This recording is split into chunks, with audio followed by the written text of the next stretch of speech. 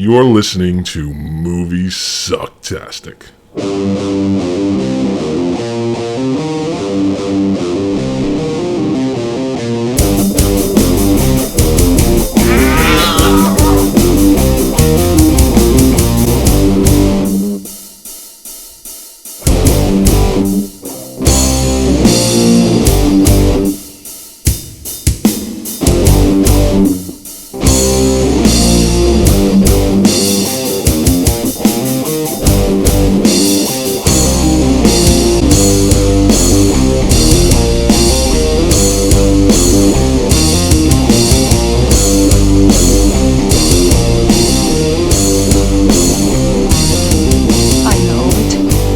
It all sounds like some bad movie.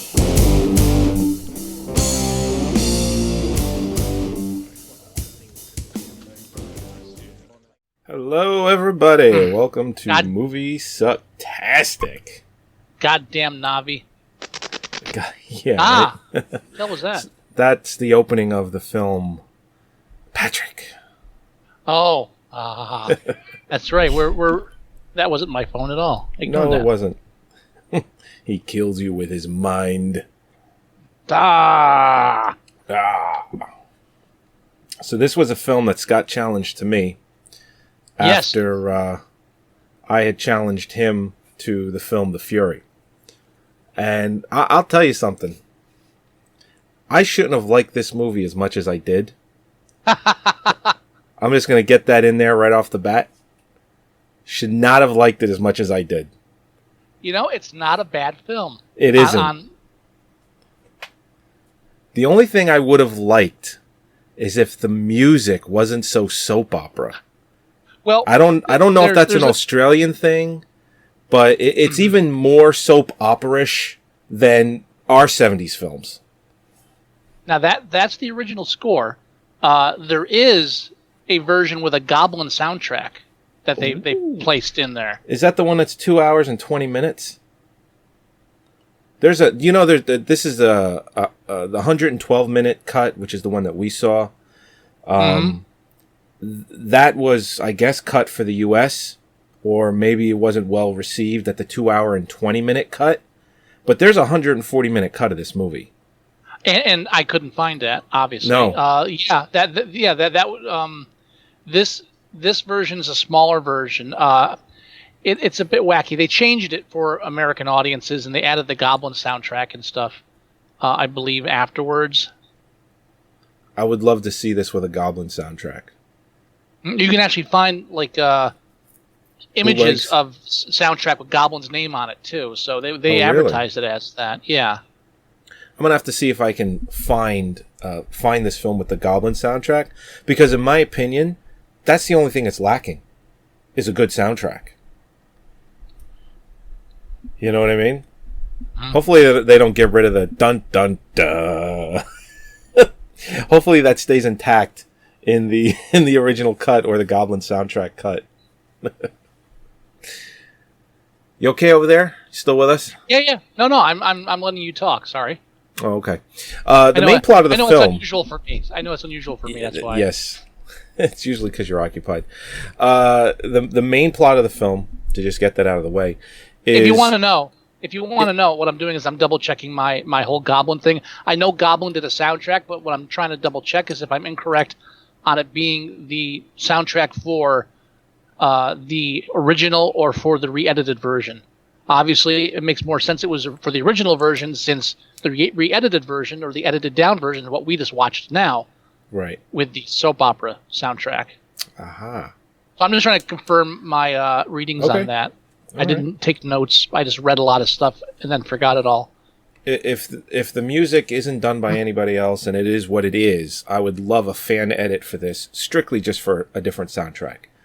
Because I really do think that's all it's really lacking. Because otherwise, I actually think it's even the acting in the film I thought was very good too. Here we go. Goblin's alternate music score for the picture was featured on Prince in Italy, but also other parts of Europe, and was partially composed from outtakes from one of their scores for a Dario Argento TV show. Apparently, the original score was replaced for the Italian release because the Italian film distributors didn't care for it. So I think Goblin was the original score, and this is what we got. Oh, this Days of Our Lives. I'm waiting for someone to just chime in and say, and like, sands through the hourglass, honestly, are the days of our lives. It's what I'm expecting with this music. Oh yeah, no, it is. There's parts where she's dabbing his cheek and it's like, it's really bad. And I mean, honestly, I'm not big on music in films. I don't follow. I can't rattle off the names of composers. I just, for me, a lot of the times it's in the background. So I don't usually gravitate to that kind of thing. I mean, Goblin I'm familiar with just because I was an Argento fan back before. I'm the same way. Before I had a fucking clue and realized how horrible Argento is as a director, or as a writer, more likely, not really director, writer. Stop writing your own shit, Dario. But I agree. I'm the same way with the scores. I mean, I know just a couple of big name composers just because they're iconic. I just got my confirmation. In Italy, this is the original score. In Italy, that score was replaced with Goblin music. So this is the original score to the movie. Goblin the soap was opera music? Oh, yes. Great. Now, this is an Australian film. Which means it'll be next to impossible to get the film with the Goblin score. Right. Now, just a little backstory, for me at least. I remember this film growing up. I remember my parents watching it on cable. So, like, the one image in my... What? Never seen this before. I saw it I saw bits of it as a child. I'd never seen the beginning to end until I challenged it to you, even though I had a copy of it. It was just something I grabbed because, I remember this. And I just had snippets in mind of my scenes where my mother would jump or stuff like that. Just I never really watched the film. And so what I challenged it to you is partially sight unseen. I didn't know. All I had was, vague memories. Ironically, not only did I, in my day job, just before the show, end up doing a support call to Australia, but when I challenged this film to you, I had no idea that they had a remake coming out this year of the film. Yeah, the remake is it's done, and I believe it's being released soon, like for Halloween, October-ish. Mm-hmm. It's coming out a couple months away.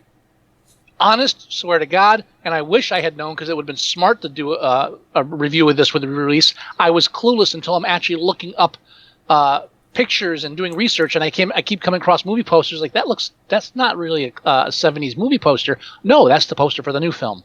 So that's synchronicity right there. So a fortunate pick. Now, you said that you shouldn't like this film as much as you did. Yeah. I agree. I'm in the same boat. Now, this film is also excuse me, I'm babbling here. The documentary Ozploitation that covers the whole insurgence of exploitation cinema from Australia during the 60s and 70s. This is one of the films they cover. So it was another reason it was in the forefront of my mind at the time. And I'm a fan of the Ozploitation to the extent that for a decent amount of them, with some exceptions, there is a quality there to the filmmaking, and it's unique, and so you can kind of forgive some of the more formulaic aspects because they're still trying to do something different. It's not. I don't know how to explain it. It's just it doesn't feel as jaded as American cinema had gotten by that point, where it was just cranking out schlock reels one after the other. Yeah. Australia was trying to bring audiences. I mean, again, they're still making films for drive-throughs. Let's not drive-ins. Let's not be obtuse. but there's still an element there where they're trying to bring that attention to Australian filmmaking. And I think Patrick's a good example of just above average horror film. I think you're right. Yeah, it's schlocky. It's schlocky, but it's only schlocky in the sense that of the time period it was made and a low budget film. But I take it hand over fist over a lot of other films that came out the same year. I'll take it hand over fist over the film we reviewed last, The Fury. I enjoyed this much better. Yes, I agree. And one of the things that's in this film that really stands out is the dialogue and the acting that goes with it. Just the scene alone, just as a perfect example, the scene that's on right now, where what part are you on? I gotta sync up. The part where she's interviewing her for the job, the very, very beginning, where job interview. Yeah, where she's going back and forth with her, and just the dialogue back and forth it's just very fluid. It just works very well, especially when the doctor comes in and he's like, hire her. You know?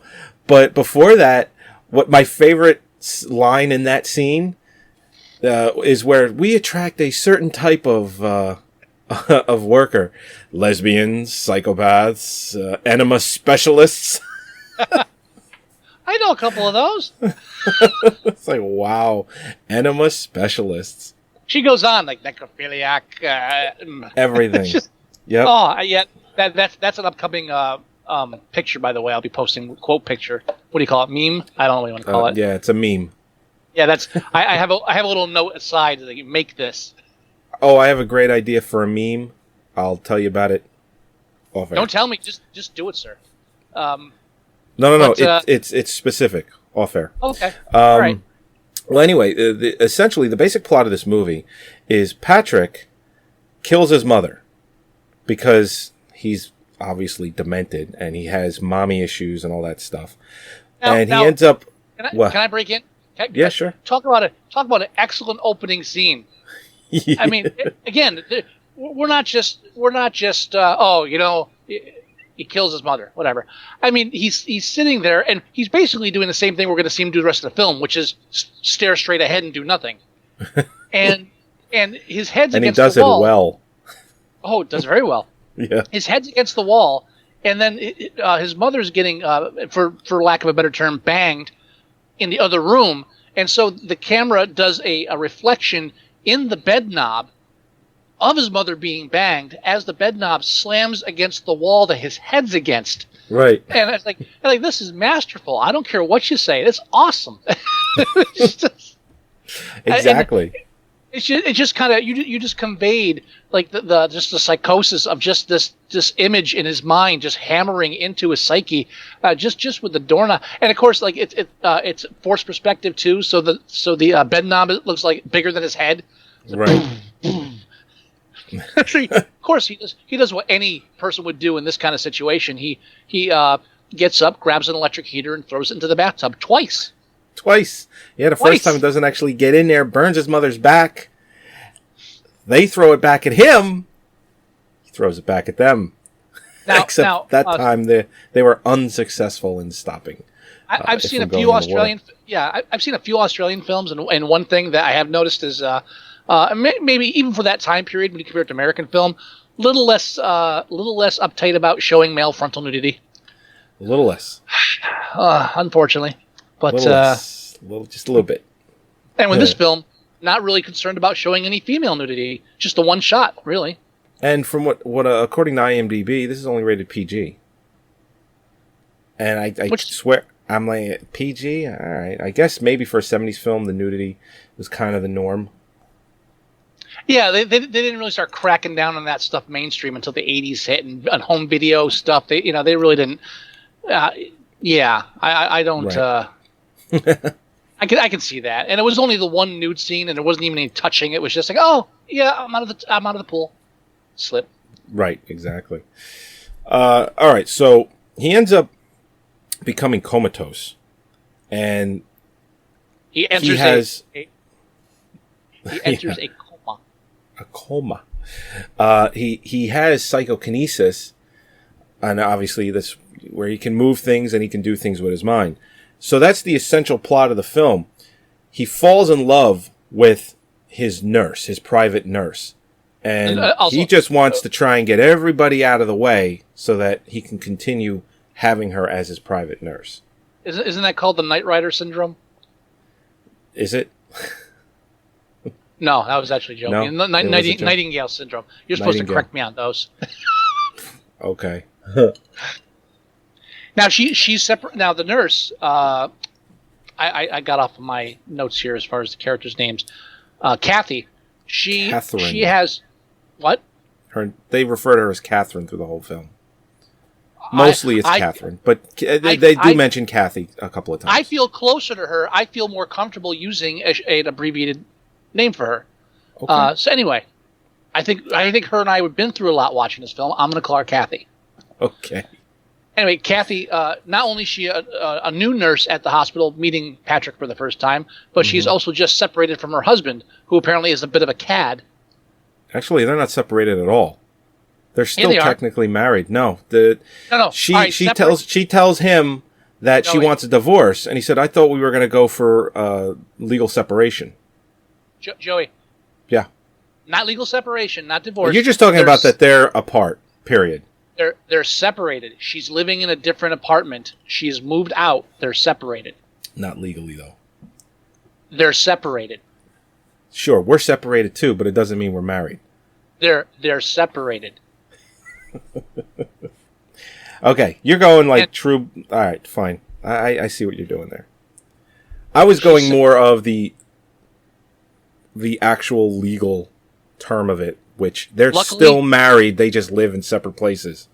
Luckily, neither of us is going to have to swear on a stack of Bibles to anything that we're talking about. So, for the sake of interest, she is separated from her husband. She's trying to start her life anew. She is just separated, just got her new apartment, set up everything. So there's that kind of thing where she's not sure about her own relationship. She's kind of adrift, so to speak.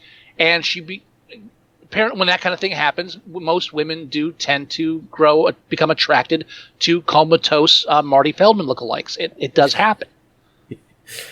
I was going to go with somebody else, but I can't yet. What? Oh, okay. That's my connection for your movie challenge. Oh, all right. Never mind. So as he becomes more obsessed with the nurse, he becomes more destructive. He does.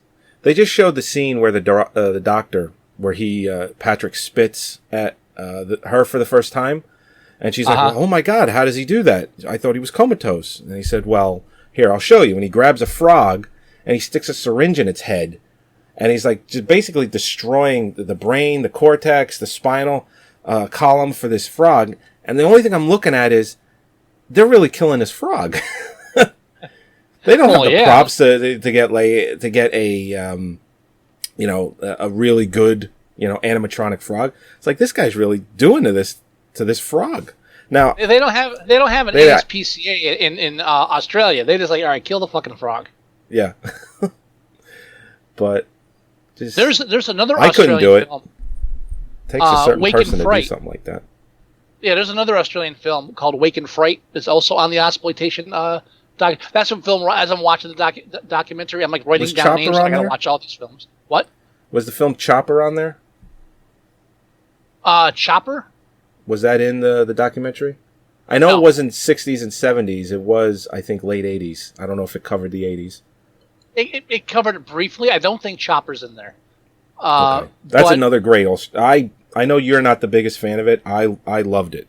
I thought that was a great film. Yeah, Chopper. It was okay. Yeah. Now, the reason I'm mentioning Wake and Fright is because there's a scene where they go kangaroo hunting. And as far as I'm concerned, they're shooting kangaroos. I don't see anything in the film that makes me believe that they actually like created squibs and had fake. All I see is kangaroos being shot. It's a pretty brutal scene. Oh man! So Australian filmmaking isn't really about no animals were harmed during the making of this film. So what you're telling me is I should care less about the frog. I'm just saying far worse things have been done. I'm just saying that expect more animal deaths in your 1970s, 1980s Australian films, horror films. That's all. Okay, fair enough. Now, obviously, I mean, there's not much else to say as far as the basic plot. There's a power struggle. He starts fucking with everybody that's involved with her, and then she confronts him at the end, blah, blah, blah. I mean, what it comes down to is, this is the type of horror film, what it comes down to is specific scenes, specific dialogue, specific moments. Now, I'm wondering if there's a moment you caught. You might have, you might not have. You mean, dun, dun, dun. I'm actually talking about a scene that they don't refer to it. And it's the note that he wrote, where he's talking about the guy in the pool the guy that she ends up yeah, kind of falling for. Right. And he says, yeah, I nearly killed him, showed him, Now- in now his hold own on. pool. Or for our listeners who might not have seen this film, let's explain that Patrick obviously can't move. He's paraplegic, comatose technically. He begins communicating with the nurse by typing on the typewriter that she's typing reports out on, which they brilliantly, they wisely set up like a good hour and a half before he starts doing it. It's literally the first 10 minutes of the film is like, oh, can you type? Yeah, that's going to be important later. deft, careful setting up of situations, foreshadowing, if you will, of what's to come. So Patrick is communicating. His only dialogue is not spoken. It is typed out on the electric typewriter next to his bed. Right, exactly. So that's where he, during a conversation with Kathy, once she realizes that he's doing it, that's where the note comes from that you are referencing. And okay, and two things with that. When that's happening, she is in a trance-like state. Hence the reason why they keep showing the emergency entrance sign, where entrance EN keeps flickering off, and you just see the word trance throughout the film. Again, very subtle, hard to catch if you're not paying. Now, here's something that I don't know if you caught or not. As subtle as sticking a needle in a frog's head and twisting it. But still fun. Yes.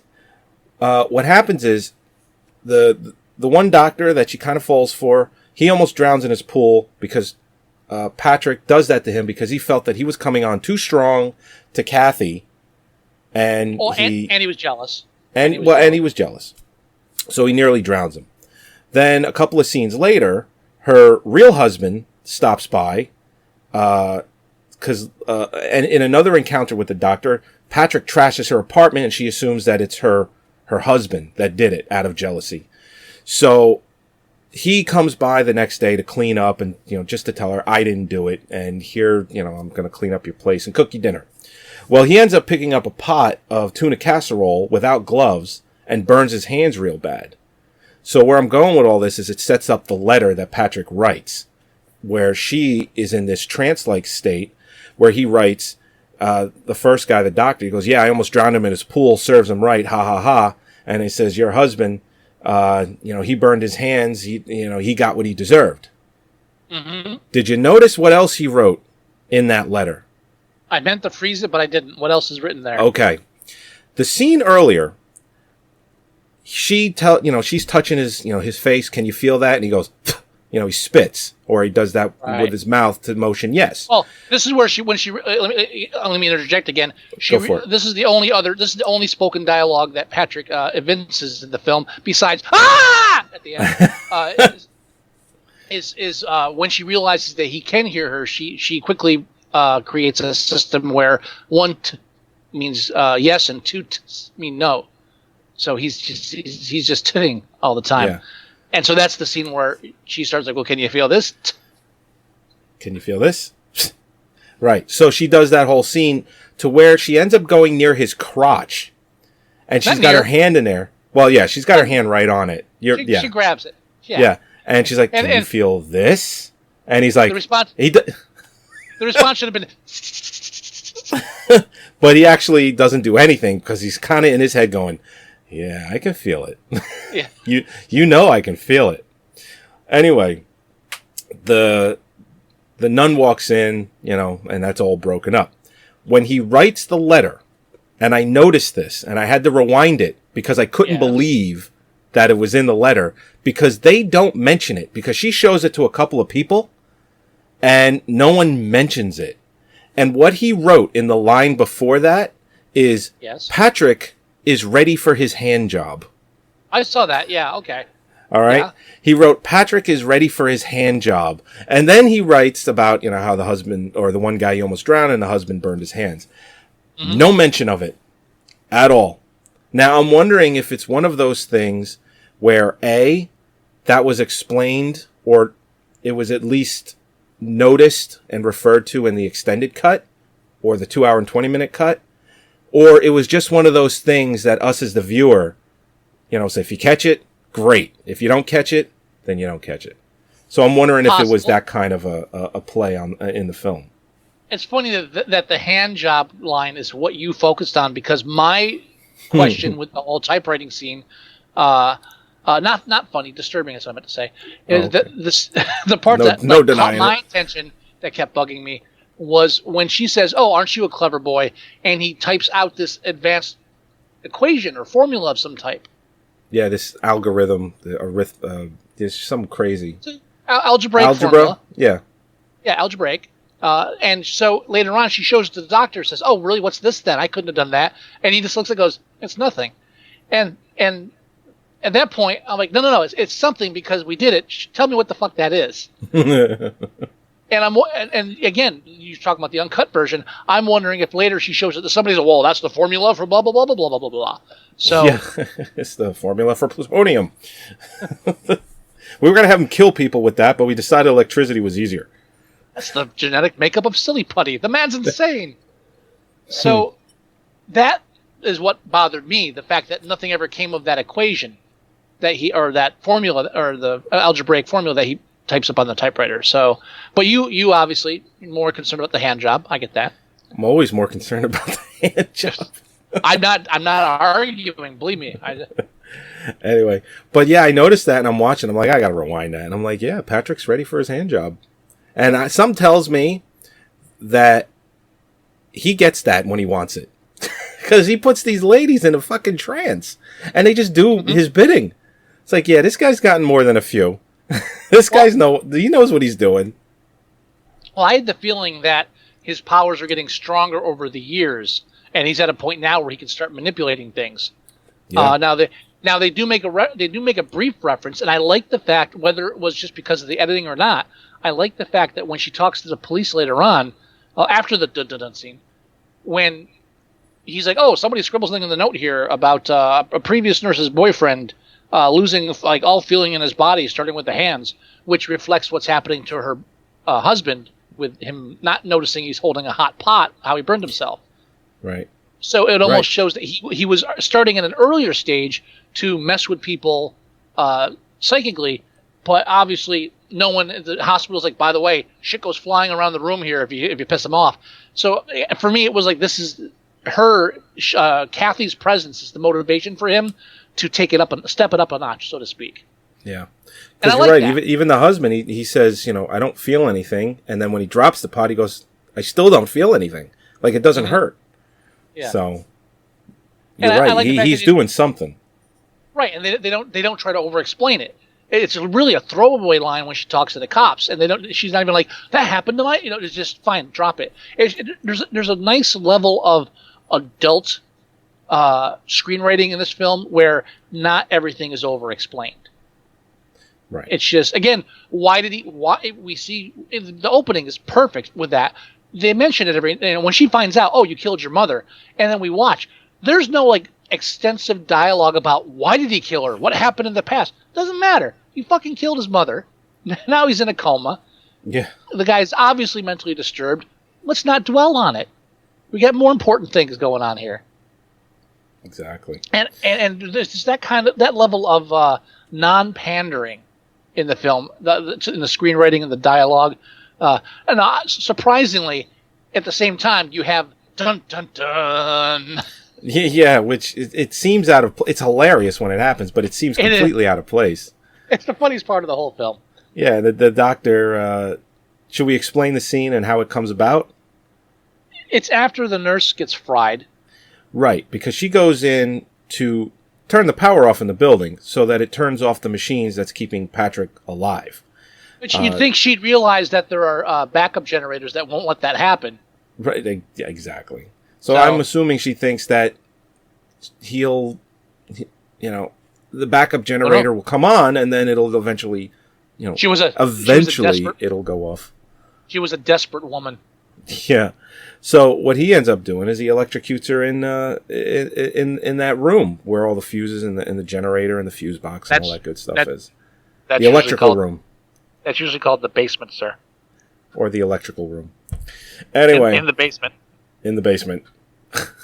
I have a basement. It's not an electrical room. Anyway, what ends up happening is they find her body in there. And the officer, he's like, they pull the body out. And he's like, can you confirm it? It's like, this woman works for him. And he's asking him to confirm if she's alive or dead. Well, yeah, he wants to call time of death. Like, I would say extra crispy. Yeah. And then well, no, what I like is they don't have any they don't get any crime scene doctors or anything. They got two guys from the electric company prying this dead nurse off of the circuit board. Yeah. And I'm wondering, it's not the fact that they didn't bring in like crime scene people for it that I think is funny. What I think is funny is the idea that guys that work for the electric company don't mind throwing this into their daily routine. Yeah. It's like, I'm not doing that. Shouldn't one of these guys be saying, that's not my job description. I'm going to fix the circuit board, but you can pry the frying nun off of the fucking thing for me. Shouldn't we get homicide in here? Forensic department? How about a forensic department? No, fuck EMT? Yeah. But again, my point is that they should bring in forensics or something. But beyond that, what electrician goes to a location and says, "Yeah, I'm fine moving the corpse for you"? No. It's just another example how things are so different outside of our own country. I hope that's not a standard situation. You never know. So what ends up happening is he confirms that she's dead, and he goes, "What do you think she was doing in there, doctor?" He goes, "I don't know. Maybe she was replacing a fuse." Dun, dun, dun, with a close-up on Patrick's face. He just cuts right to his face in bed, staring straight ahead. Dun, dun, dun, and it hangs on that last note. It's like a 5-second scene. We have a cut of it. We're going to play it like every 5 minutes from now on. And and then it goes right back to it's like outside the place where she starts to try to convince the police officer, quite foolishly, that the comatose guy up on the second floor is the one who killed the nurse in the basement. Right. Oh, I'm sorry, exactly. the electrical room. The electrical room. It's probably the most accurate way to describe it. The cage of crispy death. How about that? There you go. All right. I love it. Here, you mean this?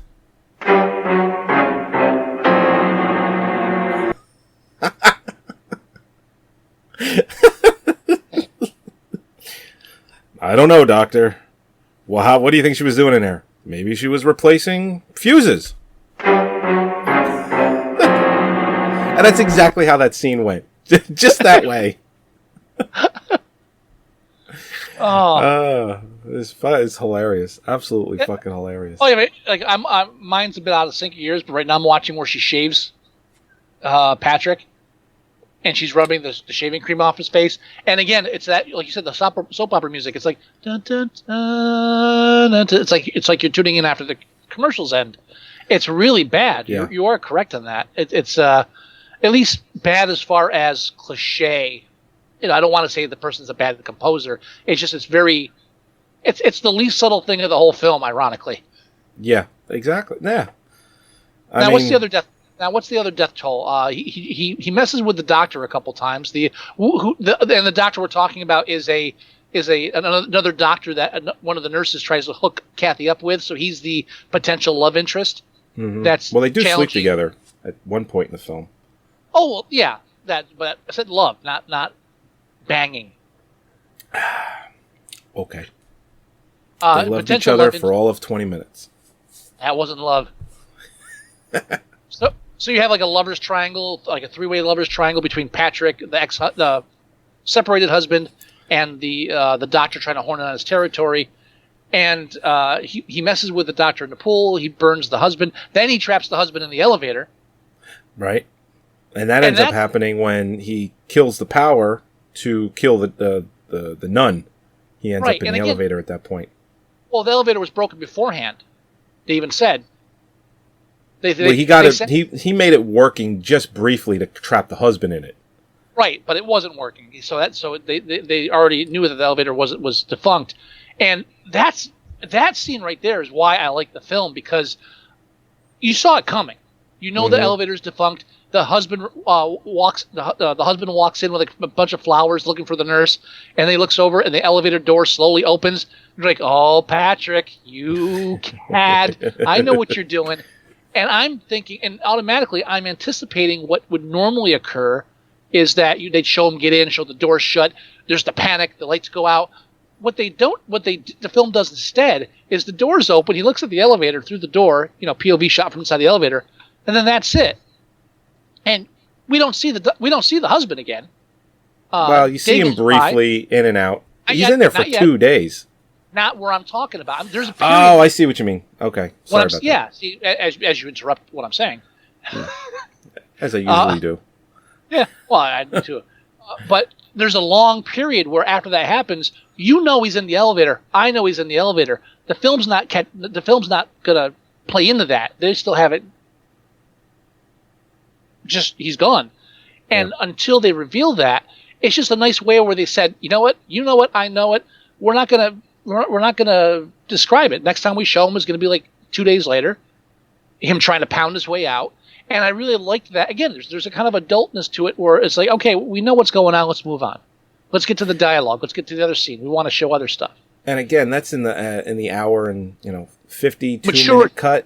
Who knows what they did in the 2 hour and 20-minute cut?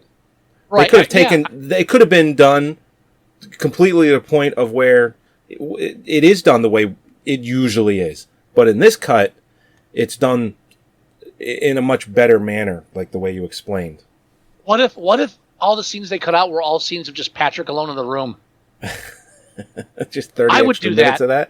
Oh, I would do that. If I was doing this film, like right around the second act or something, I'd have her saying something, then walk out of the room, and I would have like 4 solid minutes of just... and the audience would just be like climbing out of their skin. What's and then so she'd come back in and say, "Oh, I forgot. I had to turn the light." And I can see them doing that.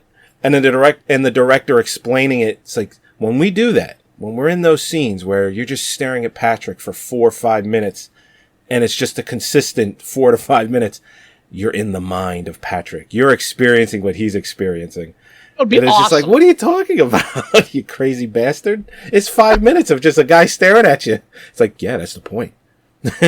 Aren't you uncomfortable? Yeah, now that you mention it, I am kind of fucking uncomfortable. I'm uncomfortable when they do it for 6-7 seconds straight. Let alone 4 minutes, 5 minutes. Now, as far as a lead character who doesn't move or say anything for the entire film, I mean, what other films can really brag about that to an extent? Now, granted, he's not the main focus. Kathy is the main character of the film. Patrick is the antagonist, but again, the film's named after Patrick. He's the focus of what's happening, the plot wise.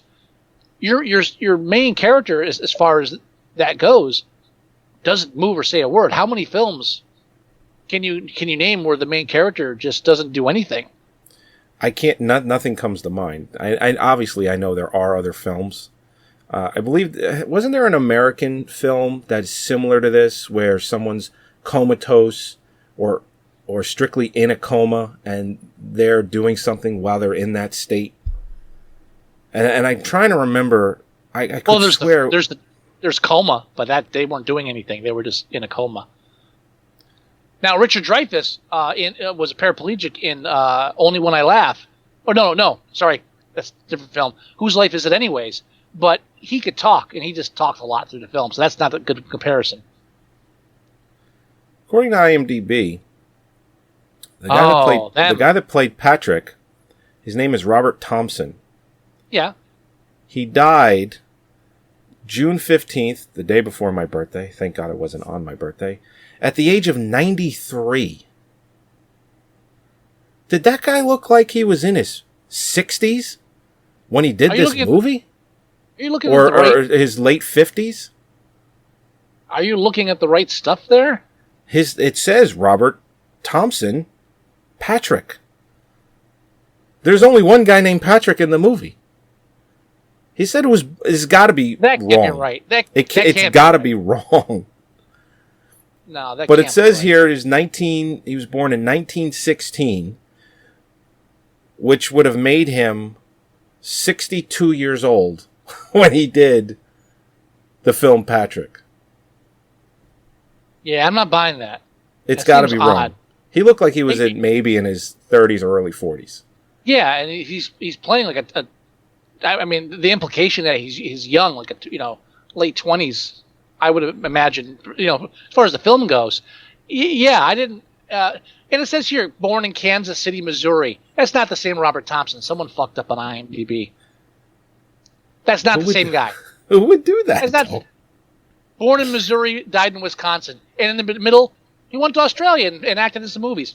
No. Somebody's just fucked up big time. It's Robert Thompson 1. It's a different Come on, Robert IMDb. Thompson. This is what happens when you have a movie site like this where no one gives a shit. Yeah. And you could pay for it, too. You could actually pay money for this fucking thing. Really? Yeah, that sounds like a good idea. Yeah, they have IMDb Pro, where you can get more in-depth information. I think you can even edit stuff as long as you can show some sort of authority to do it. So. I'm not buying this. I'm not buying that guy's 60 years old in that bed. Nah, he can't be. He can't be. If he is, he's the best-looking 60-year-old guy I've ever seen. In 1978, he acted in Tennessee Williams' play The Night of the Iguana in Chicago, Illinois. No, he didn't.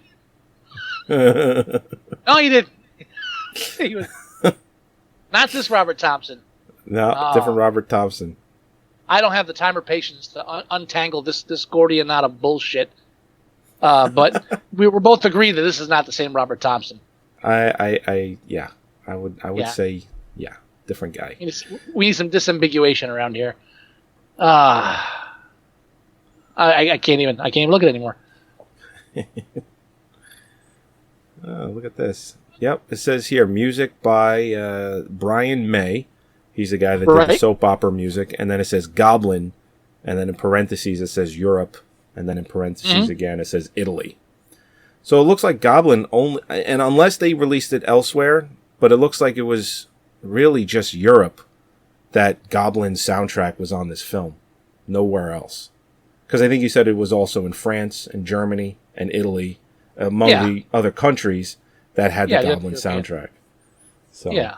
I wonder how hard it would be to get this film with that soundtrack. I wonder if you can get it online, just bootleg form. Because I don't think this is even available on DVD. Yeah, we had to watch this through YouTube. Oh, wait. Now, which version? How long is your copy of Patrick? It's the one from YouTube. The one from YouTube is 1 hour and 47 minutes. Okay, mine's 1 hour and 52, so I'm going to say it's roughly the same thing.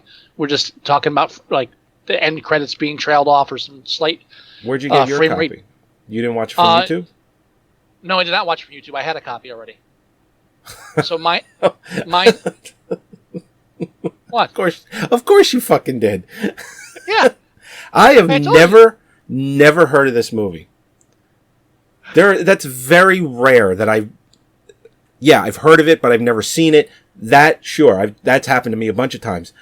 It's rare that you say, I'm challenging you to this movie, Patrick. What? Never heard of it. Never saw it on cable. Never fucking knew it even existed until you challenged it to me. I had it laying around. Of course. All right, so what we're watching is the 112-minute cut. So we're not watching the 96-minute USA, the American cut, which is probably what my parents watched on cable back in the early 80s, late 70s when it was showing there. My first memory. That was probably 96 minutes. The cut I watched was the one on YouTube, which is 1 hour and 47 minutes, which is 5 minutes shorter than yours. Right. So I don't know if I missed anything important in those 5 minutes. Are all the credits on that one at the end? You know what? I don't know. It's probably just a credits cut off. I'm assuming. I don't know. Maybe. Again, I mean, you can get slight differences because you're streaming it, so the frame rate, it might be playing slightly faster or slower. You can't notice it where you're not hearing like chipmunks singing, but it can have a difference. That might be it. I mean, running times when you're streaming and copying and digital files and stuff, they can't be as accurate as when you were just like going off of tape, you know? Yeah. Agreed. I'm assuming. I mean, I didn't do any fucking research on this. I'm just talking up my ass. Thank you very much. Well, the only difference in speed used to be if you had an NTSC or an American copy and a PAL copy. Because it ran at a completely different frame rate, which ironically enough is the frame rate that Blu-ray runs at now. But it's utilized completely different. The film doesn't run any faster. It's 23.976 frames per second. PAL ran at 24 frames per second. But PAL, it had some sort of it was different than what Blu-ray is using. But anyway, enough tech talk. So, do we want to rate this movie? Have we talked enough about it? Well, do we skip any deaths? We got There was only two, nun. I thought. You got the fried nun, the mother. That's it. Well, the guy that was banging the mother. Okay, so yeah, 3. That's it. I think that's it. Doctor doesn't die. The nurses don't die. Well, yeah, Patrick's kind of a slouch, I guess. Even Patrick doesn't die. He did. He died. Well, yeah. Yeah. I love the end where he starts throwing shit around the room, and the doctor's the Udo Kier wannabe freaky ass. He was like a cross between Udo Kier and Klaus Kinski. Yeah. But didn't get like the attractive parts of either of those guys. He just got the creepy ones. Just like Patrick is like a cross between Marty Feldman and Robert Townsend. It's just Robert Townsend, is that the right? I'm thinking of the guy from Tommy. I'm probably get the name wrong. Yeah, I know who you're thinking of. Robert Townsend. I don't know music. So I like when he picks up the chair and he's trying to break in the door, and the chair keeps bouncing back from the door, and they put the little woo, woo to show that there's a force holding the chair back. And I gotta admit, at the end when Kathy faces down Patrick, it's really like she's not your scream queen type of person. She's timid in some regards, but she's like the first person to really just stand firm. And when she confronts Patrick at the end, she's like, yeah, you don't impress me. You killed your mother. Now what? Now what are we doing? She's really she's a strong female lead in a horror film in the 70s. How fucking rare is that? I think Very rare. Hello? I think No. I think she's firm. From the beginning, she's a strong female lead in that she's leaving her husband. She's trying to start her life again. She takes a shitty-ass job with a psycho nurse, head lead, whatever. And then she resists the need to run into a man's arms. Everything about this is well crafted. I mean, fuck V.I. Warshawski, that crap. One for the money. This is the first film we've done in a long time where the strong female lead is believable and I would say a good role model. Good role model. Sure. As far as horror films go, I mean, but yeah, she's not timid at all. She's scared to an extent, but when push comes to shove, she's like, yeah, I'm gonna go talk to the guy that's trying to kill people.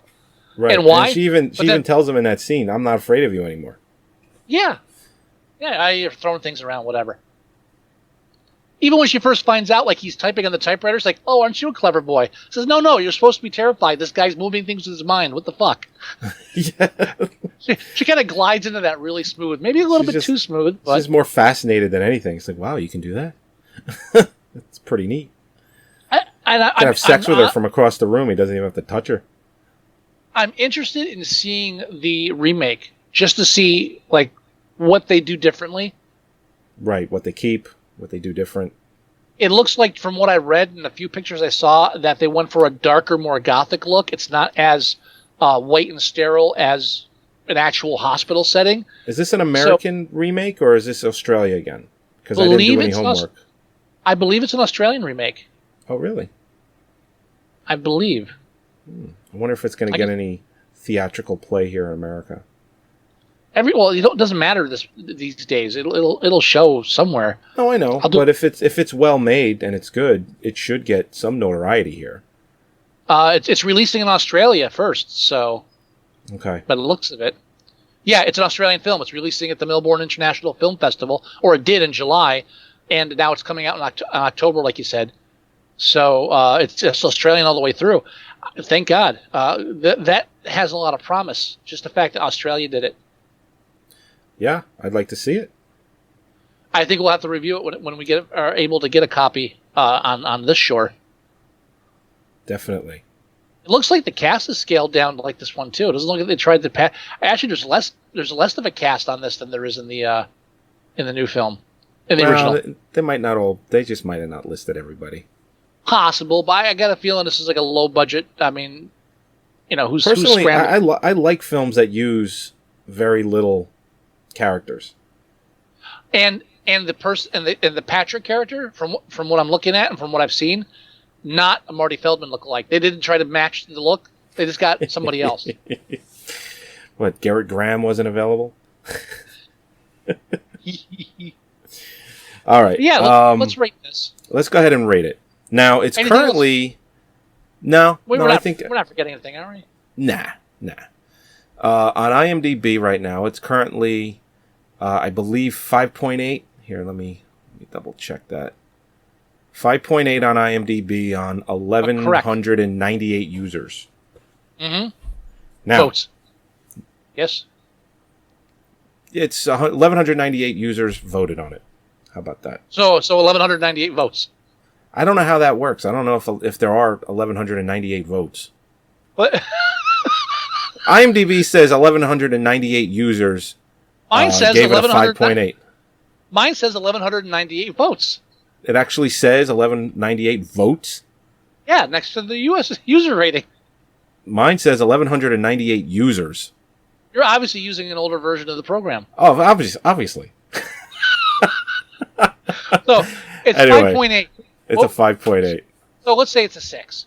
Yeah. You want to go 6 or you want to go higher? I would give it a 7, but I can't for the music. I can't. It loses a full point for the music alone. Wow, really? Yeah, no, the music, it's not just one of those things where it's like, oh, okay, the music is bad. It actually annoys me when music is being played in this film. Because I feel that it is taking away from how good the film is. I think they completely fucked up on the music.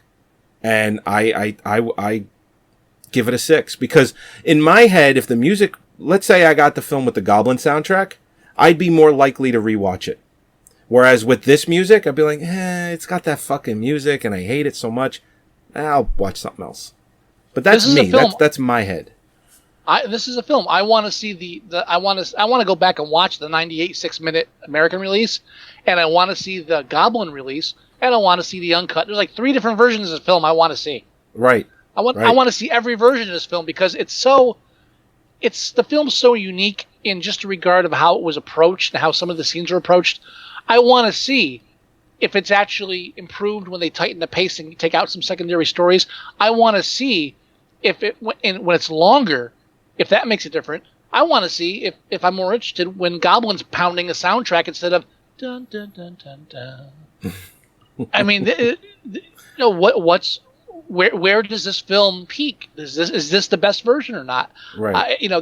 And I think that's the kind of film goer I am, and I know you are. Where when I hear there's an alternate cut, I want to see it. Yeah, and it's not just it's a 30-minute alternate cut. So it's a big deal.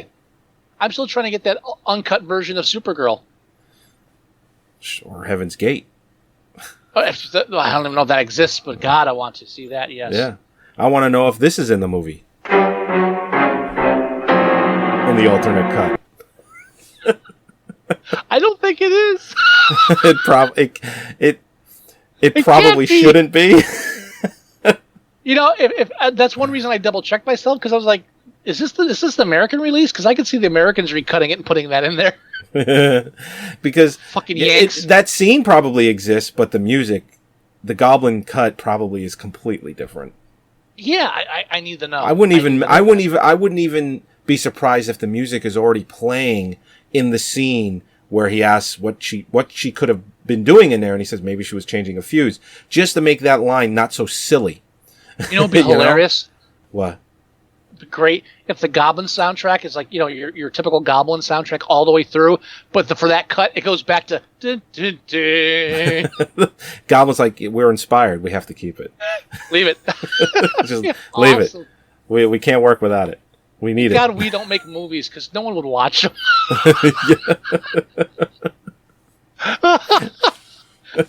Why am I watching this guy sit in the bed for 10 minutes? Shut up, it's funny.